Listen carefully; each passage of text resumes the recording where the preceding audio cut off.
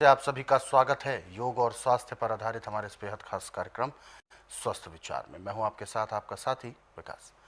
दर्शकों, स्वस्थ विचार कार्यक्रम में हम रोजाना आपके लिए कुछ बेहतर चीज लेकर आते हैं, कुछ बेहतर नुस्खे लेकर आते हैं। रोजाना अलग अलग रोगों के बारे में आपको जानकारी दी जाती है कि किस तरीके से कौन सा रोग हमें लग जाए या हम संभावना बन जाए। तो ऐसे में क्या कुछ सावधानी आपको बरतनी है, किन लापरवाहियों से आपको दूर रहना है, और क्या हैं वो नुस्खे, क्या हैं वो उपचार, क्या हैं वो जड़ी बूटियाँ जो कि हमारी पहुंच में है और हम उनका सही उपयोग आसानी से कर सकते हैं। यानी यूँ समझे कि अपना वैद्य आप स्वयं कैसे बन सकते हैं, वो सारी चीज़ें आपको इस कार्यक्रम में बताई जाती हैं। और इसीलिए हम आप सभी से अनुरोध भी करते हैं कि जब भी आप इस कार्यक्रम को देखने बैठे तो कॉपी और पेन भी साथ में ज़रूर लेकर बैठा करें। जो भी नुस्खे उपचार आपको बताए जाएं उनको आप लिख ज़रूर लिया करें। तो आगे बढ़ें और शुरू करते हैं आज के इस मुख्य विषय पर चर्चा। गुरु जी, आज के इस अंक में हम बात करेंगे कान के दर्द को लेकर। कान में दर्द होना एक आम बात भी है, परंतु जब वह आम से बड़ी हो जाए, यानी एक सामान्य दर्द होता है, जब उस पर ध्यान ना दिया जाए तो वो बेइंतहा इतना ज़्यादा बढ़ जाता है, कुछ ही घंटों के हिसाब से बढ़ता है और बहुत ज़्यादा तकलीफदेह हो जाता है। कभी कभी तो इन्फेक्शन भी बन जाता है। तो सबसे पहले तो मैं जानना चाहूँगा, कान के अंदर दर्द उत्पन्न होने के आप किस किस कारणों को मानते हैं? ये कान में दर्द होने का एक कारण नहीं, इसके कई कारण हैं। अच्छा। और कान के अंदर की चमड़ी इतनी मुलायम होती है जैसे पैदा होते बच्चे की चमड़ी मुलायम होती है, और थोड़ी सी लापरवाही की तो कान का सुनना भी बंद हो जाता है। अब कितना भी भयंकर से भयंकर कान में दर्द है, ऐसे तो किसी औरत की छाती में दूध है, बच्चे को दूध पिलाती है, वो कान में जैसे दूध डालेगी छाती से, उसी टाइम दर्द बंद हो जाएगा। चाहे कितना भयंकर जगह करे, चाहे कान से पस भी आ रही है, दर्द रहेगा। और बहरापन भी इससे ठीक होता है।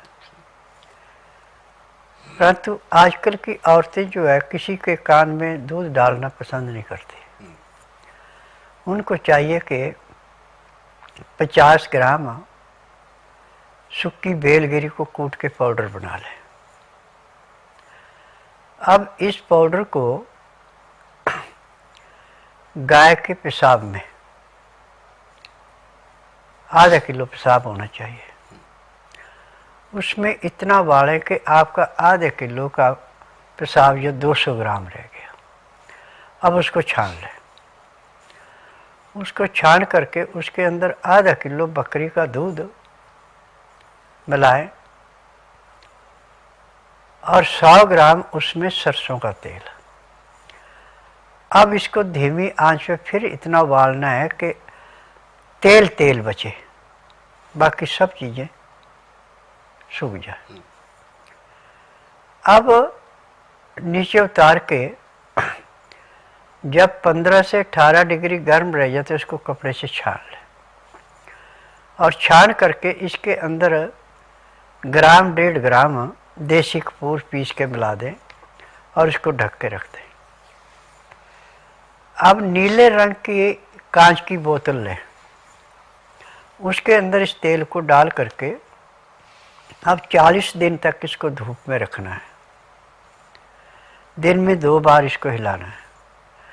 अब इसके बाद ये तेल इतना पावरफुल बन गया कि आपके कान में कोई कीड़ा है तो वो भी मर जाएगा,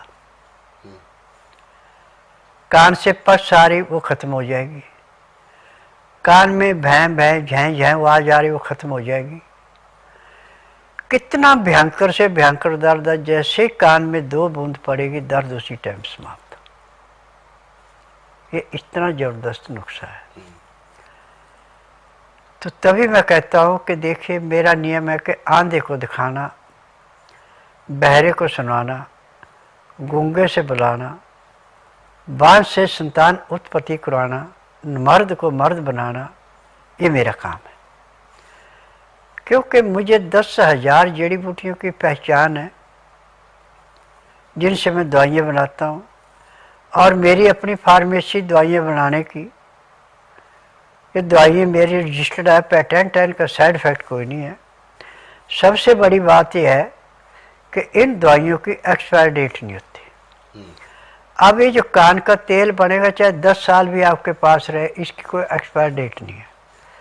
बशर्ते है कि न ज़्यादा गर्म न ज़्यादा ठंडी जगह पर ही रखना है। और तेल जब भी कान में डालना ये तो ना गर्म हो ना ज़्यादा ठंडा हो, वो डालो। और जैसे कान में जाएगा सेकंडों के हिसाब से वहाँ की दर्द खत्म हो जाती है। अच्छा, तो गुरुजी जैसा कि ये तो हो गया उपचार, परंतु बहुत सारे कुछ कारण भी होते हैं, क्योंकि कान में ना तो चोट लगती है और ना ही किसी प्रकार का कोई हम उसमें छेड़खानी करते हैं, उसके बावजूद भी दर्द बनता क्यों है? देखिए, हमारा शरीर 3 धातुओं चलता है, बात, पित्त और कफ से। कफ जहाँ जाके रुक गया वो हिस्सा कंडम हो गया। कान में गया तो कान गया, आंखों के अंदर आए तो मोतियाबिंद बन के आंखों की रोशनी गई, बालों की जड़ों में गया तो बाल झड़ गए और सफेद हो गए, जोड़ों पे जाके रुक गया तो गठिया हो गया, सूजन पैदा होगी, चलने फिरने से औजार हो गए। रोग सारा कफ से है, और कफ बनता है ठंडे पानी से, बेटाइम में खाने से, चिकनाहट से लेने से, और जीभ को ज़्यादा टेस्ट देने से कफ की मात्रा बढ़ जाती है। तो इसका संतुलन बढ़ाने के लिए यदि 12 महीने आप आंवले का पाउडर का चूर्ण ले रहे हैं या आंवले का मुरब्बा जो शहद में बना उसको खा रहे हैं, तो आपका जिंदगी में बात, पित्त, कफ तीनों बराबर रहेंगे, कोई रोग हो गए नहीं। ये इसके पीछे कारण। हाँ। तो दर्शकों, ये सब जो समस्या है, ये जो परेशानियां हैं, ये कुछ ना कुछ अपनी लापरवाही की वजह से भी होता है। एक कारण से दूसरा कारण और दूसरे कारण से तीसरा कारण। नज़ला ये तब जमता है जब हम ज़रूरत से ज़्यादा अधिक ठंडी चीज़ों का प्रयोग करते हैं। फ्रिज का एकदम चिल्ड बर्फ़ का पानी या पेय पदार्थ जैसे कि कोल्ड ड्रिंक्स, बहुत ठंडे जूस, यदि हम ज़रूरत से ज़्यादा ठंडे का प्रयोग करेंगे जो कि हमारे शरीर के तापमान से कहीं अधिक है, तो हमें समस्या उत्पन्न होना लाजमी है। इसीलिए जो प्रकृति ने हमें दिया है, जो हमारे पूर्वजों ने हमें जो तकनीक दी है, उसका प्रयोग करेंगे तो हम अपने जीवन में हर प्रकार के रोगों को अपने से दूर रख सकेंगे। पानी यदि पीना है तो शरीर को उतना ही ठंडक चाहिए, ठंडा पानी चाहिए जितना आवश्यक हो, और ये आवश्यकता की पूर्ति होती है। जैसे आपने अक्सर देखा होगा, जो मिट्टी के मटके हैं, घड़े हैं, उनमें जो पानी ठंडा होता है वो बहुत ज़्यादा चिल्ड भी नहीं होता और वो गर्म नहीं होता, एक सामान्य तापमान में वो होता है, और जितने हमारे शरीर को आवश्यकता है वो उतना ही ठंडा होता है। तो ऐसे में उसको पीने से प्यास भी बुझती है और उसमें पोषक तत्व भी हमें मिलते हैं। ऐसे बहुत सारी चीज़ें हैं जिनको आपने ध्यान में रखना है। समय समय पर इस कार्यक्रम में बहुत सी कुछ चीज़ें आपको बताई जाती हैं, जो आप उसको अपने दैनिक दिनचर्या में शामिल करेंगे, सावधानियां रखेंगे, तो यकीन माने आपको रोग होगा भी नहीं। हालांकि रोग यदि उत्पन्न है पहले से, तो उसको ठीक करने के उपाय भी गुरुजी ने अभी बताए हैं, इनको आपने लिख जरूर लिया होगा। और ऐसे बहुत सारे उपचार हैं, बहुत सारे नुस्खे हैं, जिनको आप पढ़ना चाहते हैं तो स्वस्थ विचार पुस्तकों के जरिए भी पढ़ सकते हैं। इन पुस्तकों को कोरियर या डाक के माध्यम से आप अपने घर पर मंगवा सकते हैं। हेल्पलाइन नंबर आपके टीवी स्क्रीन पर है। और दर्शकों, यदि आप इस कार्यक्रम में जुड़ना चाहते हैं तो आप हमें कॉल करें या आप हमें व्हाट्सएप के जरिए भी अपना मैसेज भेज सकते हैं। व्हाट्सएप मैसेज में लिखें अपना नाम, उम्र, कहाँ से बात कर रहे हैं और पूरा सवाल।